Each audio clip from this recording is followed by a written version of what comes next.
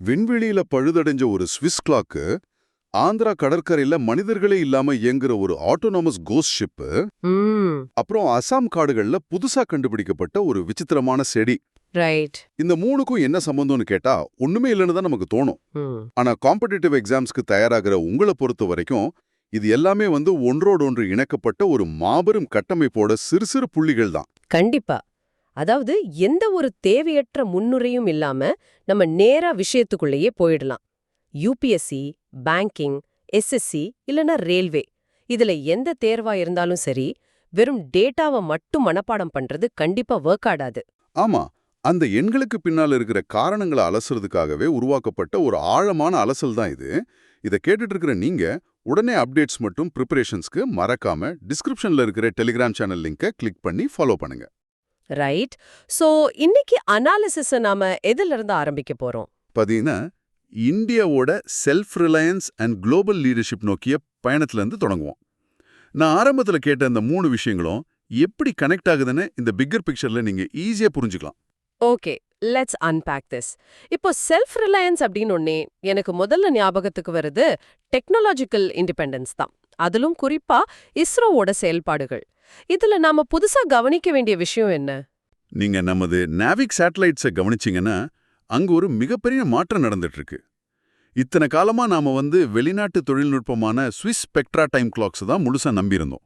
ம் ஆமா. இப்போ அதை முற்றிலுமா மாத்திட்டு இண்டிஜினஸ் ருபீடியம் அட்டாமிக் கிளாக்ஸை பொருத்துறோம். இது ஏதோ ஒரு சாதாரண டெக் அப்கிரேட் கிடையாது. குளோபல் பொசிஷனிங் சிஸ்டம்ல ஃபாரின் டிபெண்டன்சியை உடைச்சு நாமே சுயமா நிக்கிறதுக்கான ஒரு பேஸ் இது. வாவ், நிஜமாவே இது பெரிய ஸ்டெப் தான்.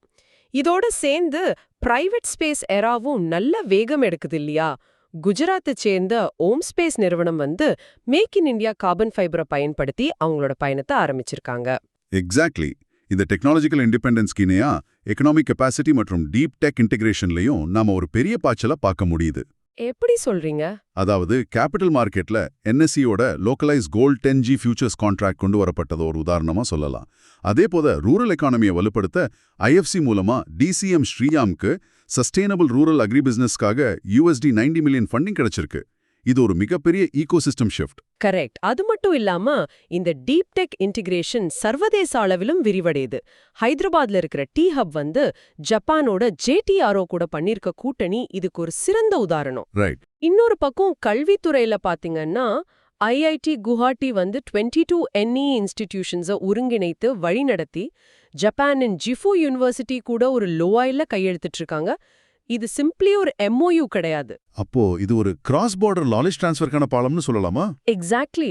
இப்போ இந்த தொழில்நுட்பமும் பொருளாதாரமும் வளரும்போது அது வெறும் எண்களா மட்டும் இல்லாம மாநில அளவிலான நேஷனல் இன்ஃப்ராஸ்ட்ரக்சரா எப்படி மாறுதுன்னு பார்க்கறது இன்னும் சுவாரஸ்யமா இருக்கும். ஆமா. இந்த முதலீடுகள் எல்லாம் வரைபடத்துல ஒரு நரம்பு மண்டலம் மாதிரி எப்படி பரவுதுன்னு கொஞ்சம் டீட்டெயிலா விளக்க முடியுமா? கண்டிப்பா விளக்கலாம்.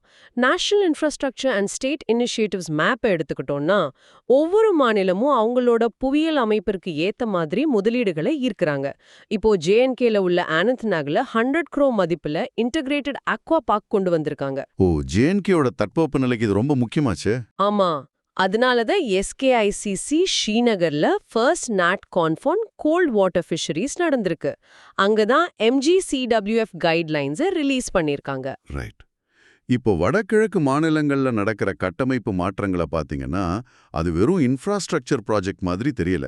ஒரு முழுமையான கனெக்டிவிட்டி மாஸ்டர் பிளான் மாதிரி தெரியுது. கரெக்ட். PM மோடி விசிட் அப்போ அசாம் மற்றும் வெஸ்ட் பெங்காலுக்காக டோட்டல் ₹66,280 crores ஒதுக்கீடு பண்ணிருக்காங்க இல்லையா? இதை எப்படி பிரிச்சிருக்காங்க? இதுல அசாம்க்கு மட்டும் ₹47,600 crore ஒதுக்கப்பட்டிருக்கு. இதுல அசோமாலா 3.0 திட்டத்திற்காக ₹3,200 crore செலவும் பண்றாங்க. இது 900 கிலோமீட்டர் நீளத்துக்கு 34 டிஸ்ட்ரிக்ட்ஸை இணைக்கிற ஒரு மாஸ்டர் பிளான். இதுல 37 பிரிட்ஜஸ் கட்ட போறாங்க. வாவ். அப்போ இன்லேண்ட் வாட்டர்வேஸ் வாட்டர்வேஸ்க்கு ₹526 crores ஒதுக்கி இருக்காங்க. வடகிழக்கு மாநிலங்கள்ல நதிகளை போக்குவரத்துக்காக யூஸ் பண்றது ரொம்ப ஈஸி, செலவும் குறைவு. இதுல பண்டு போர்ட் டு NH27 இணைக்க ₹180 crores ஒதுக்கியிருக்காங்க.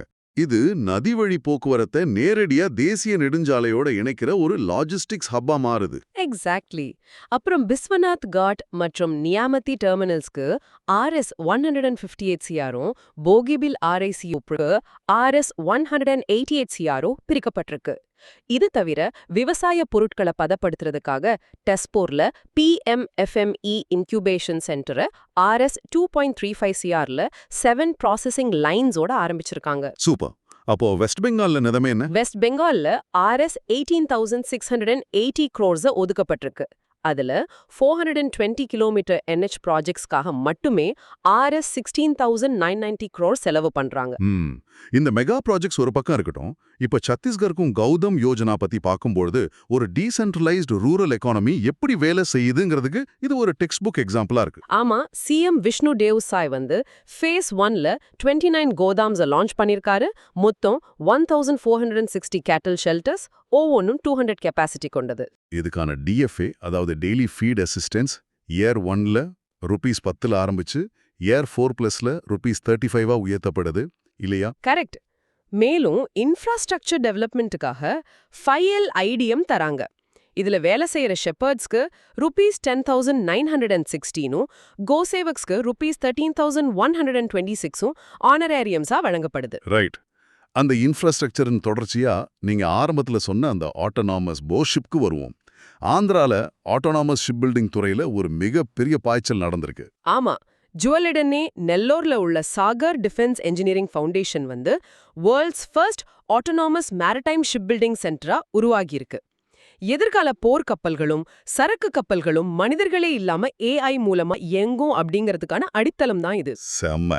ஆனா இவ்ளோ பெரிய இன்ஃப்ராஸ்ட்ரக்சர்ஸ் மற்றும் டெக் அட்வான்ஸ்மெண்ட்ஸை நிர்வகிக்கவும் பாதுகாக்கவும் நமக்கு வலுவான கவர்னன்ஸ் புரோட்டோகால்ஸ் தேவைப்படுதே. கண்டிப்பா தேவை. ஸ்டேட் மிஷினரியை வழிநடத்துற DGP அப்பாயின்மெண்ட்ஸ்ல இப்போ ஒரு ஸ்ட்ரிக்ட் கைட்லைன் ஃபாலோ பண்றாங்களே, அதோட பின்னணி என்ன? What's fascinating here is நம்ம UPSC DGP அப்பாயின்மெண்ட் ரூல்ஸின் பின்னணியான Prakash Singh vs union of India வழக்க இங்க கவனிக்கணும். காவல்துறை தலைவர்கள் நியமனத்துல அரசியல் தலையீடுகளை தவிர்க்க கொண்டுவரப்பட்ட பேஸ்லைன் இது.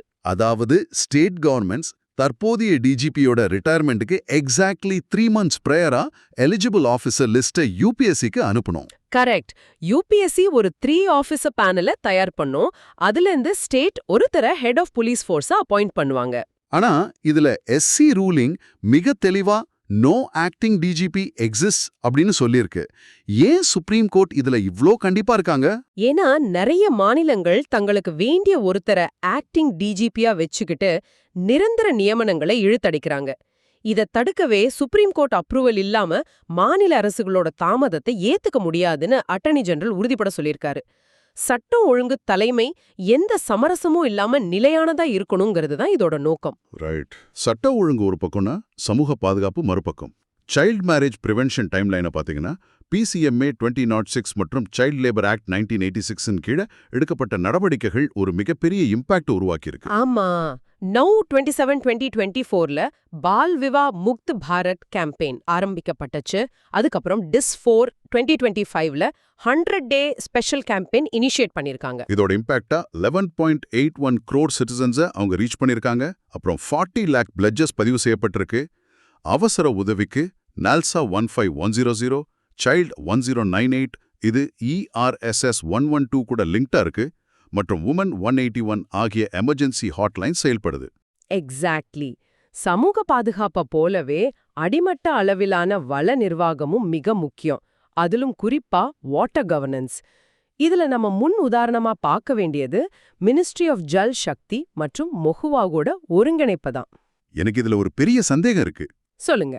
எப்போதுமே 2 வெவ்வேறு அமைச்சகங்கள் ஒரு ஷேர்டு எக்கோசிஸ்டம்ல வேலை செய்யுது அப்படின்னா அங்க ரெட் டேப்பும் வேலை தாமதமாகறதையும் தான் நாம அதிகமா பார்த்திருக்கோம். இது நடைமுறையில எப்படி சாத்தியமாகுது? அதுதான் ஜன் பாகேதாரியோட சிறப்பு. இது வெறும் கவர்மெண்ட் ப்ராஜெக்ட் கிடையாது. இது ஒரு community driven digitally monitored circular water economy. ஓ, அப்படியா? ஆமா, மினிஸ்ட்ரி ஆஃப் ஜல் சக்தியின் கீழ் வர்ற ஜல் ஜீவன் மிஷன், அதாவது JJM 2.0 டெக் 2028 வரை எக்ஸ்டெண்ட் பண்ணிருக்காங்க. இதோட outlay 6.69 lakh crore. Digital tracking மூலியமா 1.64 லேக் சுஜல் கவுன் ஐடிஸை 67,000 சுஜலாம் பாரத் ஐடிஸ் கூட லிங்க் பண்ணிருக்காங்க. அதாவது குடிநீர் குழாய் அமைக்கிற கோர் இன்ஃப்ராஸ்ட்ரக்சரை ஜல் சக்தி பாத்துக்கறாங்க. ஒரு நிமிஷம், இந்த ஃபண்டிங் மோட்ஸ்ல அப்ஃப்ரண்ட் ரீஇம்பர்ஸ்மெண்ட் தவிர விஜிஎஃப் முறையில் வழங்கப்படுதுன்னு ஒரு டேட்டா இருக்கு. விஜிஎஃப் அதாவது வயபிலிட்டி கேப் ஃபண்டிங் அப்படின்னு என்ன? அதை ஏன் குடிநீர் திட்டத்தில் பயன்படுத்துறாங்க? மேலும் ரீஃபிட்டிங் நாட் ஃபண்டட் அப்படின்னு சொல்லியிருக்காங்களே. இது ரொம்ப முக்கியமான கேள்வி. விஜிஎஃப் அப்படிங்கிறது ஒரு திட்டம் சமூகத்துக்கு மிகவும் அவசியமானது. ஆனா அதுல முதலீடு செய்யற பிரைவேட் நிறுவனத்துக்கு லாபம் கிடைக்காதுன்னு நிலைமை வரும்போது அந்த கேப்பை நிரப்ப அரசாங்கம் வழங்குற நிதியுதவிதான். ரூரல் வாட்டர் சப்ளைல லாபம் இருக்காது அப்படிங்கறதால இந்த முறை கண்டிப்பா தேவை. ரைட். அப்போ அந்த ரீஃபிட்டிங் நாட் ஃபண்டட் பண்ண நிதி கிடையாது, புதிய கட்டமைப்புகளுக்கு மட்டுமே நிதி தருவாங்கன்னு அர்த்தம். கிளியரா புரிஞ்சுது. அப்படி என்றால் பைப் அமைக்கிறது ஜல்சக்தினா இதுல மூயோவாவோட பங்கு என்ன? மூவாவின் கீழ் அம்ருத் மித்ரா 2.0 செயல்படுது. இது சமீபத்துல பாரத் மண்டபம்ல கொண்டாடப்பட்டுச்சு. அர்பன் ஏரியாஸ்ல வாட்டர் டிஸ்ட்ரிபியூஷனை நிர்வாகம் பண்றது மூவா தான். இதோட ஒர்க் ஃபோர்ஸா 1910 சிட்டிஸ்ல 45,000 SHG மெம்பர்ஸ் செயல்படுறாங்க. வாவ், 45,000 மெம்பர்ஸா? ஆமா, இது சீக்கிரமே 5,000 சிட்டிஸ்க்கு எக்ஸ்பேண்ட் பண்ண போறாங்க. இவங்களோட ரோல்ஸ் என்னன்னு பாத்தீங்கன்னா வாட்டர் டெஸ்டிங், பில்லிங் மற்றும் ஃபீக்கல் ஸ்லட்ஜ் மேனேஜ்மெண்ட், அதாவது FSM. கழிவுநீர் மேலாண்மை வரைக்கும் இந்த SHG பெண்கள் தான் பாத்துக்கறாங்க. இப்படிதான் 2 அமைச்சகங்களும் தங்களோட வேலைகளை பிரிச்சுக்கிட்டு ஒன்னோடு ஒன்னு மோதாம இயங்குது. அபாரம். சரி, இந்த பிரம்மாண்ட திட்டங்களுக்கான நிதி எங்கிருந்து வருதுன்னு யோசிக்கும்போது நாம மேக்ரோ எக்கனாமிக் மேட்ரிக்ஸை பார்க்க வேண்டியிருக்கு. உலகமே பொருளாதார மந்த நிலையில இருக்கும்போது ஃபிட்ச் ரேட்டிங்ஸின் இந்தியாவுக்கான ஜிடிபி ஃபோகாஸ்ட் எப்படி இருக்கு? மிக வலுவா இருக்கு. ஃபிட்ச் ரேட்டிங்ஸின் படி இந்தியா ஜிடிபி ஃபோகாஸ்ட் பாத்தீங்கன்னா FY26ல 7.5%, FY27ல 6.7% மற்றும் FY28ல 6.5% ஆக கணிக்கப்பட்டிருக்கு. இது 2026ல குளோபல் ஜிடிபி ஃபோகாஸ்டான 2.6% விட பல மடங்கு அதிகம் அப்படிங்கறத நீங்க குறிச்சு வச்சுக்கணும். கண்டிப்பா. மார்க்கெட்ஸ் அண்ட் ஃபண்டிங்கை பொறுத்த வரைக்கும் நாம ஏற்கனவே பேசின என்எஸ்சி கமாடிட்டிஸின் gold 10G futures contract and ஸ்பெக்ஸை கவனிக்கணும். இது 10 கிராம்ஸ் 999 பியூரிட்டி. ரைட். டெலிவரி கண்டிப்பா அகமதாபாத்ல தான் நடக்கும், அதாவது கம்பல்சரி டெலிவரி. இதோட லிமிட்ஸ் பாத்தீங்கன்னா பேஸ் 6% எக்ஸ்பாண்ட்ஸ் டு 9% மற்றும் இதோட மினிமம் டிக் சைஸ் ₹1 ஆக நிர்ணயம் பண்ணிருக்காங்க. அதே சமயம் ரெகுலேட்டரி கம்ப்ளையன்ஸ்ல RBI எந்த சமரசமும் செஞ்சுக்கிறதில்ல. மன்னப்புரம் ஃபைனான்ஸ் மேல ஃபைன் அமௌண்ட் 2.70 லேக் விதிச்சிருக்காங்க. காரணம் violation of KMP compensation guidelines, அதாவது கீ மேனேஜரியல் பர்சனலுக்கான ஊதிய விதிகள்ல மீறல் நடந்திருக்கு. இதோட இன்ஸ்பெக்ஷன் டேட் March 31, 2025. கார்ப்பரேட் ஃபண்டிங்லயும் ஒரு பேட்டர்ன் ஷிஃப்ட் நடக்கிறது பார்க்க முடியுது. DCM ஸ்ரீராம் செக்யூர்ட் $90 மில்லியன் நிதியை வேர்ல்ட் பேங்க்ஸ் IFC மூலம் வாங்கியிருக்காங்க. இதுக்கான இன்ஸ்ட்ருமெண்ட் சஸ்டைனபிலிட்டி லிங்க்ட் NCDs. இதை வேலிடேட் பண்ணது கேர் எட்ஜ் ESG. அதாவது வெறும் லாபத்துக்காக மட்டும் இல்லாம சுற்றுச்சூழல் மற்றும் கிராமப்புற மேம்பாட்டிற்கான சஸ்டைனபிலிட்டி மெட்ரிக்ஸை மீட் பண்ணா மட்டுமே இந்த ஃபண்டிங் கிடைக்கும். ரைட். இப்படிப்பட்ட ஒரு பொருளாதார சந்தையை ஒழுங்குபடுத்த உறுதியான கார்ப்பரேட் ரெகுலேட்டரி ஃப்ரேம்வொர்க் தேவைப்படுது. MOFODA minimum public share holding, அதாவது MPS நார்ம்ஸ்ல இனிஷியல் லிஸ்டிங் ரெக்குவயர்மெண்ட்டை 5%லிருந்து 2.5% குறைச்சிருக்காங்க. இதை பார்க்கும்போது ஒரு எக்ஸ்க்ளூசிவ் கிளப்ல நுழைவதற்கான என்ட்ரி ஃபீயை குறைச்சு பல பிரம்மாண்டமான நிறுவனங்களை உள்ளே கொண்டு வரதுக்கான ஒரு வழி மாதிரி தெரியுது. சரியா கணிச்சிங்க. மார்க்கெட்ல லிக்விடிட்டியை அதிகரிக்கவும் மெகா கார்ப்பரேஷன்ஸ் ஈஸியா லிஸ்ட் ஆகவும் இது ரொம்ப உதவும். இத 6 டியர்ஸா பிரிச்சிருக்காங்க. Tier 1 up to ₹1,600 crore. Tier 2 ₹1,600 crores to ₹4,000 crore. Tier 3 ₹4,000 crores to ₹50,000 crore. Tier 4 ₹50,000 crores to ₹1 lakh crore. Tier 5 ₹1 lakh crore to ₹5 lakh crore. மற்றும் கடைசியா Tier 6 more than 5 lakh crore. இவ்வளோ பெரிய ரெகுலேட்டரி பாடிஸை வழிநடத்த புதிய ஸ்டாச்சுட்டரி அப்பாயின்மெண்ட்ஸ் நடந்திருக்கு. Personal பேஜஸை பார்த்தோன்னா SEBI whole time மெம்பராக KV ரமணாமூர்த்தி பொறுப்பேற்றிருக்காரு. இவருடைய டர்ன் 3 years. இவர் ஆனந்த் நாராயணன்ஜியை ரீப்ளேஸ் பண்றாரு. இவரோட ப்ரொஃபைல் என்ன? இவர் 1991 IDAS. இவரோட சேர்த்து டோட்டல் செபி WTMs எண்ணிக்கை 4 ஆக உயர்ந்திருக்கு. அடுத்து NCSC மெம்பராக டாக்டர் பார்த்தா பிஸ்வாஸ் நியமிக்கப்பட்டிருக்காரு. இவர் PhD டிஃபென்ஸ் ஸ்டடீஸ் முடிச்ச JNU ICSR ஃபெலோ. ரைட். இவ்ளோ பெரிய பொருளாதார மற்றும் தொழில்நுட்ப பலம் எங்க போய் முடியுதுன்னு பாத்தீங்கன்னா அது விண்வெளியில தான். அதான் ஏரோஸ்பேஸ் அட்வான்ஸ்மெண்ட்ஸ். நாம ஆரம்பத்துல பேசின அந்த விண்வெளி கடிகாரத்தோட முழு என்ஜினியரிங் டீடைல்ஸை இப்போ பார்ப்போம். Here's where it gets really interesting. ISRO மற்றும் பிரைவேட் செக்டர் மைல்ஸ்டோன்ஸ். முதல்ல இஸ்ரோவோட CE-20 hot test IPRC Mahendragiri TNல நடந்திருக்கு. இதோட ஸ்பெக்ஸ் என்னன்னா 22 ton thrust, 165 second sea level. இதுல பயன்படுத்தப்பட்ட டெக் வந்து NPS, அதாவது நாசில் ப்ரொடெக்ஷன் சிஸ்டம். அதிக வெப்பத்துல என்ஜின் உருகாம இருக்க இது அவசியம். இதோட முக்கிய பர்பஸ் என்னன்னா LVM-3 பேலோட C-32 ஸ்டேஜ் வழியா அப்கிரேட் பண்றதுதான். அடுத்து அந்த நாவிக் டிரான்சிஷன். நாம ஏன் ஸ்விஸ் கிளாக்க மாத்தணும்? விண்வெளியில இருக்கிற அதிக கதிர்வீச்சு மற்றும் தட்பவெப்ப மாறுபாடுகளால IRNSS-1F டீகமிஷன்டு பண்ணிருக்காங்க. அதாவது atomic clock failure after 10 years. ஒரு நேவிகேஷனல் சேட்டலைட்க்கு துல்லியமான நேரம் ரொம்ப ரொம்ப முக்கியம். கரண்ட் ஆக்டிவா 3 சேட்டலைட்ஸ் மட்டுமே இருக்கு. 1B, 1L, 1G. NVS-01 ஆனா மினிமம் 4 தேவை. அதனால தான் இதற்கான சொல்யூஷனாக NVS-03, 04, 05 சேட்டலைட்ஸை 2026ல லான்ச் பண்ண போறாங்க. இதுல தான் ஸ்விஸ் கிளாக்ஸ்க்கு பதிலா நம்ம இண்டிஜினஸ் ருபீடியம் கிளாக்ஸை பொறுத்துறாங்க. எக்ஸாக்ட்லி. இப்போ பிரைவேட் அண்ட் ஸ்டூடெண்ட் ஸ்பேஸை பொறுத்தவரை ஆர்ம் ஸ்பேஸ் ராக்கெட் வந்து குஜராத்ஸ் ஃபர்ஸ்ட் சவுண்டிங் ராக்கெட்டை பாவ்லியாரி தோலேராவில் 3 கிலோமீட்டர் ஆல்ட்ல லான்ச் பண்ணியிருக்காங்க. இது மேக் இன் இந்தியா கார்பன் ஃபைபரால ஆனது. மேலும் இன்ஸ்பேஸ் வந்து 17 ஸ்டூடெண்ட் சேட்டலைட்ஸ்க்கு ஆத்தரைஸ் பண்ணிருக்காங்க. அதுல 11 லான்ச் ஆயிடுச்சு. விண்வெளி சாதனங்களுக்கு வலுவான டீப் டெக் இன்னோவேஷன் ஈகோசிஸ்டம் கண்டிப்பா தேவை. ரைட்.